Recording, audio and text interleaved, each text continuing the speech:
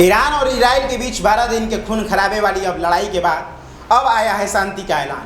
Trump के मध्यस्थता से हुआ ऐतिहासिक सीज फायर। बड़ी खबर इस वक्त की, पश्चिमी एशिया से युद्धग्रस्त देश ईरान और इजराइल के बीच अब एक शांतिपूर्ण अस्थायी यानी कि सीज फायर लागू हो गया है। अमेरिका के राष्ट्रपति डोनाल्ड ट्रंप ने मध्यस्थता और कतर की भूमिका ने इस तनावपूर्ण युद्ध को आखिरकार एक ठहराव तक पहुंचा दिया है।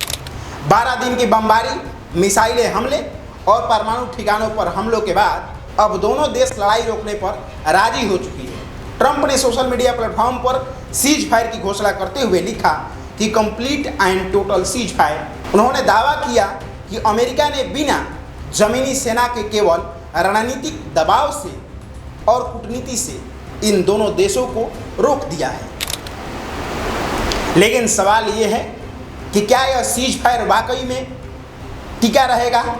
सूत्रों के मुताबिक सीज फायर लागू होने के कुछ ही घंटों के बाद इजराइल ने एक ईरानी रडार स्टेशन पर जवाबी हमला किया, जिसके जवाब में ईरान ने कहा कि वह पहले से नियोजित कार्रवाई थी, यानी कि सीज फायर भले ही लागू हो गया हो लेकिन ज़मीन पर अभी भी अंधविश्वास की जंग जारी है।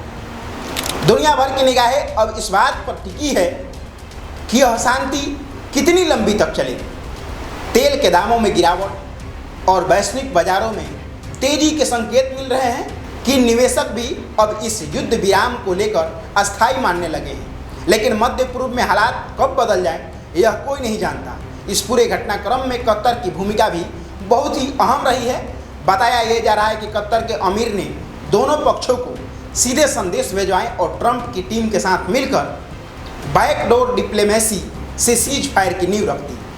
अब देखने वाली बात यह होगी कि ट्रंप इस सीज फायर को अपने चुनावी हथियार के साथ किस तरह से इस्तेमाल करते हैं और क्या ईरान तथा इजराइल इस शांति को लंबे समय तक कायम रख पाएगा या यह एक बस तूफान से पहले की शांति है। फिलहाल दुनिया ने राहत की सांस ली है, लेकिन ज़मीन पर अब भी टेंशन खत्म नहीं हुआ है।